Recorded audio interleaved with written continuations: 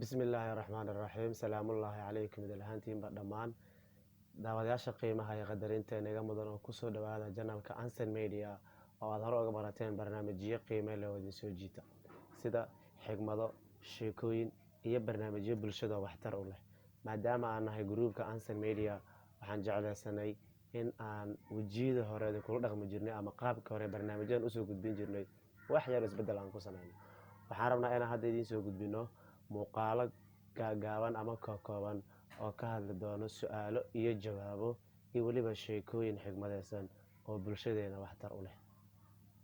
daawadayaal, waxaan rabnaa in muuqaalkan aan idinkugu soo gudbino ama barnaamijkan aan idinkugu soo gudbino barnaamij maskaxdaada ka shaqaysiinaysid oo su'aalo iyo jawaabo ah.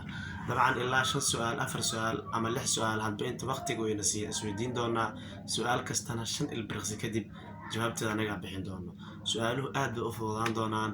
sidoo kale markaan su'aalaha dhammayno kadib oo aan isweydiinayno adinka oo daawadayaasha ah iyo anigoo su'aalaha idiin soo gudbinaya, waxaan gelaynaa su'aal la idin diri doono adinka oo daawadayaasha qiimaha iyo qadarinta badan ah. su'aalahaas videoga xiga baa uga soo jawaabi doontaan commentiga oo qaybta hoose oo Ansan Media Channel qaybtiisa hoose aad ku soo jawaabi doontaan su'aasha aan weydiin doono oo qaybta ugu dambeysa noo noqon doonta. su'aalaha u diyaar garoowa toos aan ugu gudageli diyaar leer maleena. su'aalaha inta badan waxay noqon doonaan kuwa maskaxiyan caqli qofka caqli leh oo si fiican u fikira ayaa ka jawaabi doona su'aalaha. ma aha su'aalo oo su'aal jawaab tusaale hebel ama hebel goormo u dhashay oo kala ma aha. waa su'aalo meel yar oo sir ay ku jiraan. isku day inta aan ka jawaabin ka horna tiina xaq u leedihiin insha Allah waa idin soo diri doonaa, waa idin soo gudbin doonaa. su'aasha ugu horeysa waxa u dhacaysaa sidan: dhagaha fura, indhaha kala qaada, iska fogeeya buuqa ka dhex baxa, si fiican cod ku dhageyso. su'aashu waxa u dhacaysaa sidan: sheeg wax istaaga lagu xirto fadhigana lagu furo. wax istaaga lagu xirto fadhigana lagu furo yaa waxay su'aasha. dabcan waa su'aal aad u fudud, jawaabteena taqaan u maleynaa 5 ilbiriqsi kadib jawaabta.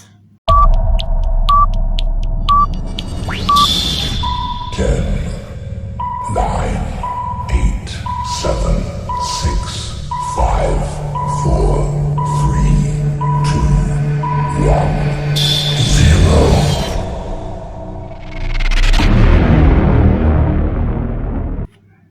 dabcan dad badana maskaxdooda ka guuxayso ama isdhahayo waa shaatiga, waa sarwaalka, waa waxyaabo kale I don't know, laakiin jawaabta iska fududahay. dib ugu laabo cibaadada Allah subxaanahu wa tacaala waa salaada. waxaan filayaa in daawadayaal aad garateen, qaarkiina ay ka jawaabeen qaarkiina xoogaha fi iska aheedeen. su'aasha labaad ayaan u gudbi doonaa, diyaar garooba. su'aasha labaad waxay u dhacaysaa sidan ayaduna waa tii horto ka fudud ma adka. iyaduna waxay ku leedahay sheeg ama waa kuma dhakhtarka keliya ee cuna bukaankiisa. la yaab. dabcan anoo xanuunsan dhakhtar u tago inuu cuno waa wax qariib ah ama waxaan dhacayninba oo wax macquul gala maaha. laakiin su'aasha u fududahay waa kuma dhakhtarka keliya ee cuna bukaankiisa. waa hadaham cunis caadi ah. isku day jawaabta 5 ilbiriqsi kadib jawaabta maskaxda ka shaqaysa. 10, 9, 8, 7, 6, 5, 4, 3, 2, 1, 0. waa dhammaad 5 daqiiqo. su'aasha jawaabteed baan ahaa isku day afkooda ka soo baxaysa. waa sax taa sheegaysa afkaaga ka soo baxayso, laakiin waa maxay? waa dhakhtarka xoolaha. sida caalamka ama adduunka waa kala duwan yihiin. anaga Soomaaliya nahay, dhakhtar waxaa iska arkay general health cudurrada guud oo dhan, laakiin ma aha midkan. waa dhakhtarka xoolaha oo kale. dhakhtarka xoolaha marka maanta neef ri uu daaweeyo oo neefka ridi bogsooto, beri waxaa laga yaabaa in uu tago neefka shalay uu daaweeyey oo meel alabaraya ama saba ama waxyaabo kale ay ka jiro, kadib isla neefka uu daaweey la qalo oona cuno. marka dhakhtarka keliya ee cuna bukaankiisa waa dhakhtarka lagu magacaabo dhakhtarka xoolaha. aad umahadsantihiin. su'aasha ka faa'iideysan jecla. su'aasha saddexaad ee barnaamijkeena waa mid labadii hore ka fudud, aad u fudud. waxay u dhacaysaa sidan iyadana: waxay ku leedahay sheeg wax lagaa qaadayo inta aan lagu siinin. sheeg wax inta aan lagu siinin lagaa qaadayo. sidaan ognahay naf dadka qaar afkooda ka soo baxaysa, laakiin nafta ma haddaan ku sheegay qashan ku siina nafta bini'aadanka waa la siiyaa kadib baa laga qaadaa, laakiin sheegan inta aan lagu siinin ka hor baa laga qaadaa oo marka laga qaado kadib baa lagu siinaa. waxaan filaa inaad garateen 5 daqiiqo. 10, 9, 8, 7, 6, 5, 4, 3, 2, 1, 0.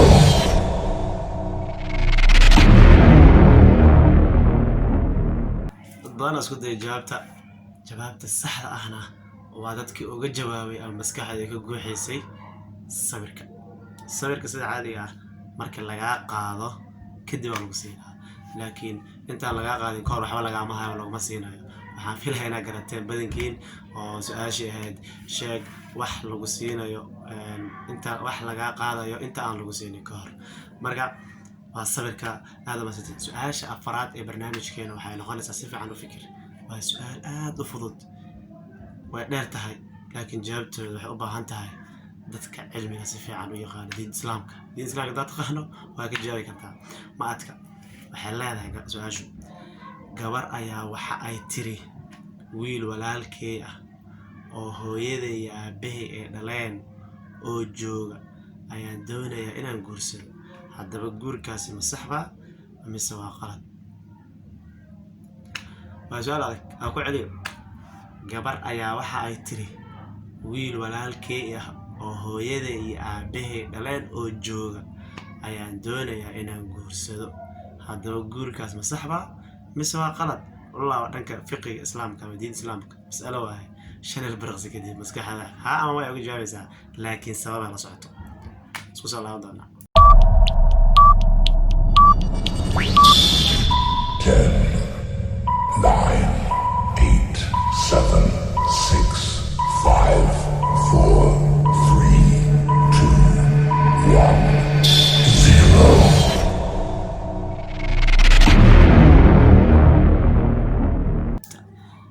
جوابته طبعا تضبط يابن ولكن هذا بيت لانس أحبطا وسؤال أدو هذا، لكن جوابت أدو فضده ما أتكم أدي أدو فضده هذا ترى قلب وذاك غلط انته، لكن جواب وتقول سكرتها أو صح صابته وحو صح كويها جواب وحي كبدا ويل ولكن هذا يا بيت أو جوجا أيان دونا يا أنيجو إن القف كان جعله جورسون صح iyada walaalkeed uu jooga, laakiin qofka kale ayada markaas calaf Allah subhanahu wa ta'ala ugu daray ay guurka la qaybsanaysaa. waxaan filayaa afarta su'aal in jawaabaheeda aad hesheen. aad ma santihiin waxaan kugu talagalnay afarta su'aal muuqaalkan maanta. waxaan guda gali doonaa oo idin raacin doonaa hal sheeko oo maalin hal sheeko noo raaci doonto. sheekadaas oo noqon doonto sheeko xigmad Allah oo soo jiidasho leh. sheekadana waxay u dhici doontaa sidan ee dhageysi habboon.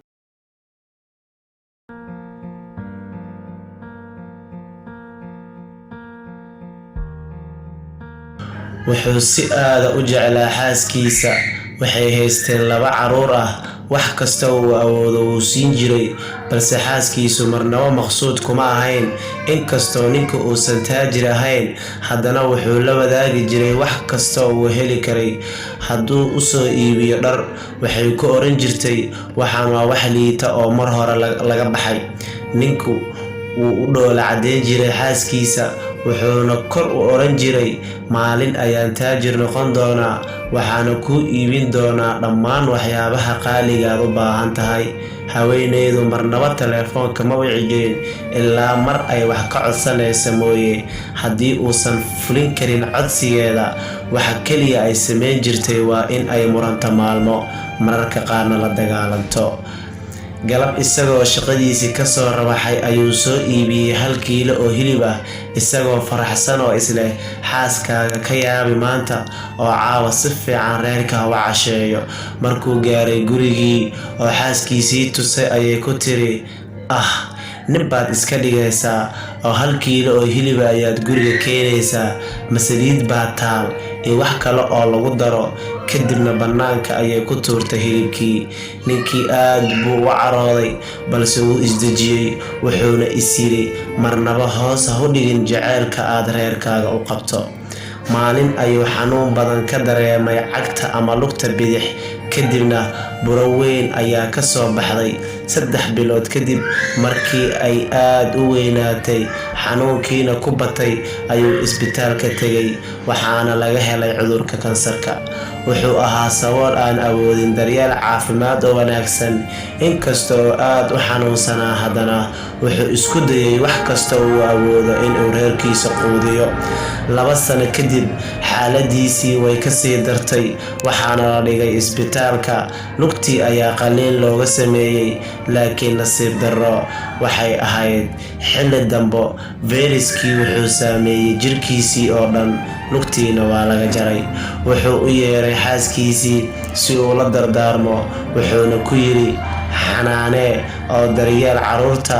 waxaan dareemayaa inaan adduunkan ka socdo, allaha idin dhowro. wuxuu neefsaday neefsashadiisii ugu dambeysay, wuuna geeriyooday. haweeneydii iyo 2diisii carruur waa ooyeen, waqti badan bay ilmeeyeen, maalmo ayay baroordiiq ku jireen. 2 bilood kadib ayay xaaskiisii booqatay qabrigiisii. way ag fadhiisatay iyada oo leh, jaceylkaygiiow, wax kasta oo wanaagsan waad ii samaysay, waxaad iila dhaqantay si sare, laakiin waxa keliya aan kuugu jawaabaya waxay ahayd muran iyo dagaal aan dhammaad lahayn. marnaba ma garowsan muhiimadaada iyo jaceylkaaga ilaa hadda oo naga tagtay. hadda aniga ayaa noqday qofka laga rabo cuntada, dharka, biilka, waxbarashada iyo waxyaabo kale oo badan. waxaan xasuustaa markii aan tuuray kiiladii hilibka ahayd, laakiin hadda ma hayo xitaa nus kiilo meel aan ka helno. dhammaanteen waan tabaynaa maqnaashahaaga. gabadhaadii yarayd oohinta ma joojiso, iyadoo i weydiinaysa aabbaheed. allaha kuu naxariisto. intaas haddaan u gudubno sheekadaasi qiimaha badan, dad badan ee ku cibro qaadan doonaan ee nala socda. markan muuqaalkeena qaybta ugu dambeeya waxay noqon doontaa sida hore idinkugu ballan qaadnay, su-aashii dadweynaha ama su-aashii akhyaarteena qiimaha iyo qadarintii qaayaha badan aan hawada usoo marin jirnay. su-aashan waxaa uga soo jawaabaysaa commentiga. isku day maskaxdaada si fiican u dhalaale. waa su-aal aad u fudud, ma aha mid adag. dabcan waxaan filayaa in jawaabtuna aad daqiiqado kadib aad kusoo qori doonto commentiga, inagoo sheegi doono videogan ama muuqaalkeena muuqaalka xiga qofka ku guuleysta su-aasha jawaabta, ama qofka ugu horeeyay ee su-aasha kusoo dayay ee ku guuleysta. su-aashu waxay u dhacaysaa sidan. waxay leedahay su-aashu, qof aan daahir ahayn salaad ma ku xiran lahayd? markala fiiri, qof aan daahir ahayn salaad ma ku xiran lahayd? marka ugu dambeysa, qof aan daahir ahayn salaad ma ku xiran lahayd? su-aalaha hore waxaa idinkugu sheegay inay yihiin su-aalo sarbeeb ah ama hal xelaalo oo kale ah. maskaxda ka shaqaysii. haddaad diin islaamka si fiican u taqaano, fiqigana si fiican u taqaano, baaritaan badan samee. waxaan sugnaaba waa jawaabihiina iyo commentiga inuu buux dhaafiyo qaybta hoose ee muuqaalkeena. aad baa u mahadsantihiin akhyaarta qiimaha iyo qadarinta inaga mudano. tani intaan dib ugu kulmi doono muuqaalkeena muuqaalka xiga, waa bahda Ansan Media idinkaga tegaya sidaa iyo nabadgeliyo iyo salaamu calaykum waraxmatullaahi wabarakaatu.